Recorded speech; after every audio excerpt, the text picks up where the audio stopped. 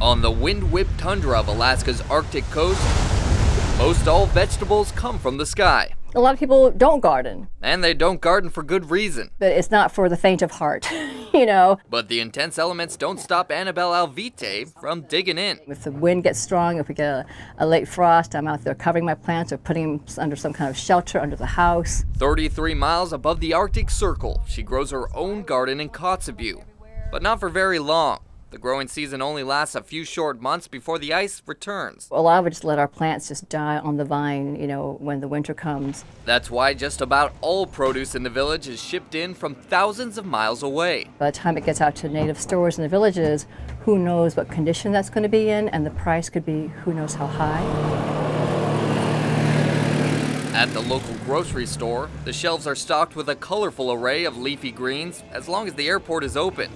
But the unnatural presence of the produce is a mystery to most. Who knows how old they are and how they've been preserved is my biggest concern. They're not grown here, so they get flown in from... The veggies sometimes take more than 2 weeks to get here after being plucked from the ground, losing much of its vitamins along the way. It's a produce problem Anchorage entrepreneur Dan Perpich wanted to get to the root of. This started probably 6 years ago. I was serving with the military, and I ended up in a small community in northern Canada called Resolute. And I walked into the supermarket there and found a head of lettuce that cost $18. It was about the size of my fist and dark brown. It was that dark brown lettuce that launched Vertical Harvest Hydroponics, a business with a mission to change the way remote villages eat. So this is it. His design transforms 40-foot shipping containers into self-regulating hydroponic systems that could withstand even the harshest environments. A lot of people have their own little gardens and they're able to grow things for themselves in the summertime, but in the wintertime, you know, the cost of produce is high and not everyone can necessarily afford to have something green from the store. One of the first hydroponic containers was flown into Kotzebue this May.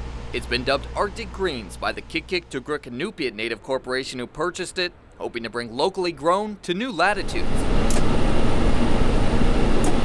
Alaska grown. Under a purple glow, the hydroponic harvest is fully automated, feeding the plants on set schedules to optimize growth. Water will flow down this channel and be recirculated. No wind whiplash, no unexpected freezes. With exact nutrient measurements throughout the encapsulated system, 21 varieties of vegetables and herbs are growing under California conditions. These really are only 10 days old and they're already a very good size. But although they grow strong now, the real test comes this winter, where even the smallest breach in the box could kill an entire crop. I don't think it's that unusual for the temperature to be 20 or 30 below zero.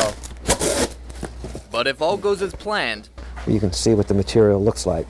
Anderson says the Native Corporation has plans to invest in dozens of these across rural Alaska, feeding villages the freshest crop possible long after the midnight sun has disappeared and the blizzards return. If the plains are grounded, we're fine because we have our own greens being produced here. I think it's a great opportunity. An opportunity to sprout new life in the Arctic, even in the dead of winter.